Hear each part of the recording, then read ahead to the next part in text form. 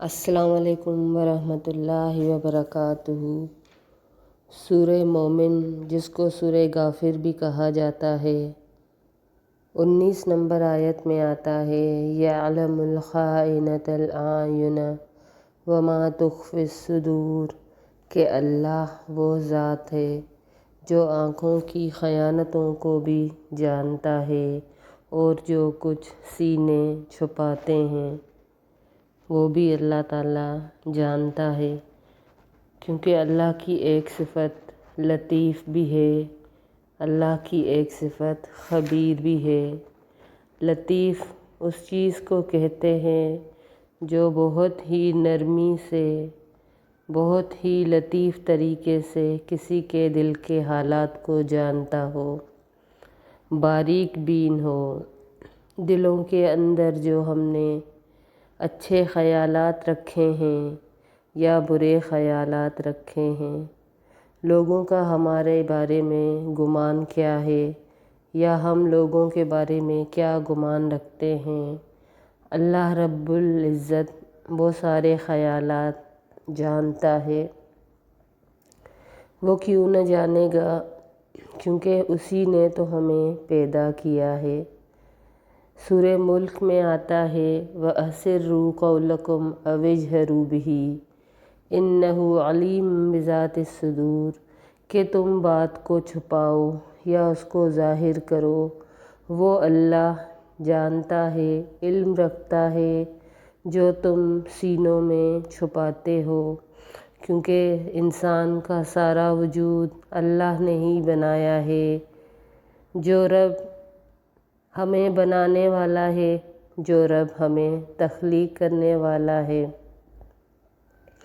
بھلا وہ کیسے نہ جانے گا۔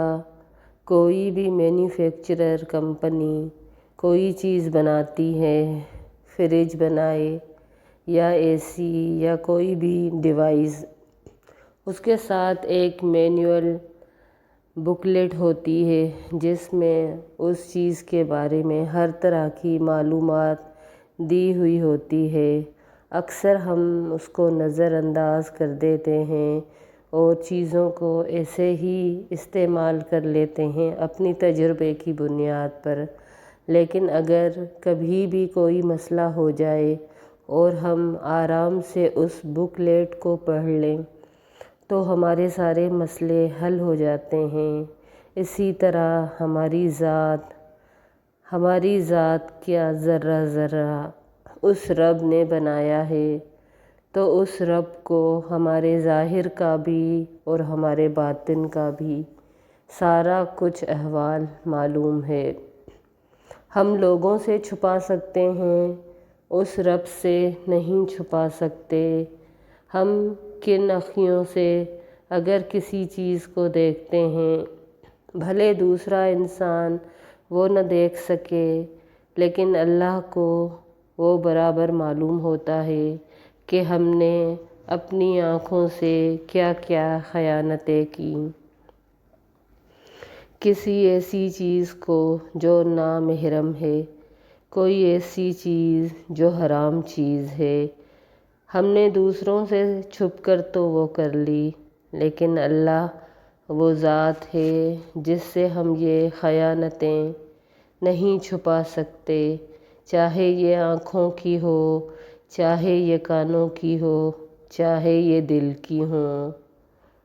یہاں تک کہ ہم پلک بھی جھپکتے ہیں اور اس پلک جھپکنے کے برابر بھی جتنا ٹائم گزرتا ہے ہم اس میں جو بھی سوچتے ہیں، اللہ ایک ایک انسان کو وہ چیزیں جانتا ہے۔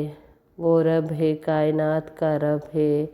یہاں تک کہ سورہ طارق میں آتا ہے، وَتُبْلَى السَّرَائِرُ، کہ قیامت کے دن اللہ تعالیٰ وہ ساری چھپی ہوئی باتیں ان کی جانچ پڑتال کرے گا۔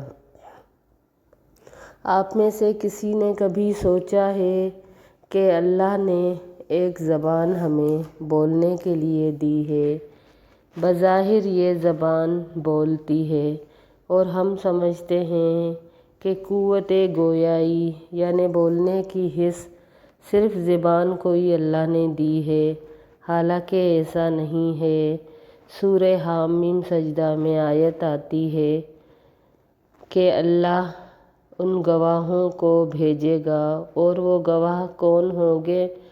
حتیٰ اذا ما جاؤوہا شہد علیہم سمعہم وابصارہم وجلودہم بما کانوا یعملون، کہ وہ شاہد ان کی نگاہیں ہوں گی، ان کی آنکھیں ہوں گی، ان کے کان ہوں گے، ان کی کھالیں ہوں گی۔ کوئی سوچ سکتا ہے کہ کیا نگاہیں بھی بولیں گی؟ نگاہیں اشارے تو کرتی ہیں، لیکن آنکھیں، کیا ان کو اللہ گویائی دے گا؟ کیا ہمارے کان اللہ ان کو بولنے کی سکت دے گا؟ اور ہماری کھالیں کیسے بولیں گی؟ لیکن جی ہاں، اللہ تعالیٰ ان کو بلوائے گا۔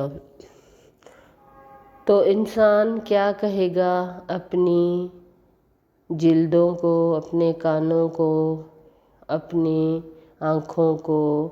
وَقَالُوا لِجُلُودِهِمْ لِمَ شَهِدتُّمْ عَلَيْنَا قَالُوا أَنطَقَنَا اللَّهُ الَّذِي أَنطَقَ كُلَّ شَيْءٍ وَهُوَ خَلَقَكُمْ أَوَّلَ مَرَّةٍ وَإِلَيْهِ تُرْجَعُونَ۔ انسان حیران ہو جائے گا ان کو بولتے ہوئے، جب یہ ساری چیزیں اس کے خلاف گواہی دیں گی۔ قیامت کے دن انسان اپنے گناہوں کو نہیں مانے گا۔ وہاں بھی انسان کہے گا کہ ہم نے کوئی گناہ نہیں کیا، تو اللہ ان ساری چیزوں کو بطور گواہ پیش کریں گے۔ انسان حیران ہو جائے گا کہ میں تو ان آنکھوں کو، اس جسم کو، اس جلد کو، ان کانوں کو، اس سارے وجود کو جہنم کی آگ سے بچانا چاہ رہا ہوں، لیکن یہ کیا ماجرا ہے کہ یہی ہمارے خلاف بول رہی ہیں، گواہی دے رہی ہیں۔ تو انسان حیران ہو کے اپنے جلد سے کہے گا کہ تمہیں تو ہم جہنم کی آگ سے بچا رہے ہیں، کیونکہ سب سے زیادہ تکلیف جلنے کی جو ہمارے جسم میں محسوس ہوتی ہے، اول ہماری جلد، ہماری کھالیں وہ محسوس کرتی ہیں تکلیف۔ آپ دیکھ لیں، اگر کوئی کٹ لگ جائے تب بھی سب سے پہلے جلد کو وہ درد کا احساس ہوتا ہے۔ اگر انسان اونچائی سے گرے تب بھی سب سے پہلے اس کی کھال متاثر ہوتی ہے، اور جلنے کا تو سب سے پہلا اثر جلد پر ہی ہوتا ہے۔ انسان حیران ہو جائے گا کہ یہ کھالیں ہم ان کو جہنم کی آگ، بھڑکتی ہوئی آگ سے بچانا چاہ رہے ہیں، لیکن یہی ہمارے خلاف گواہی دے رہی ہیں۔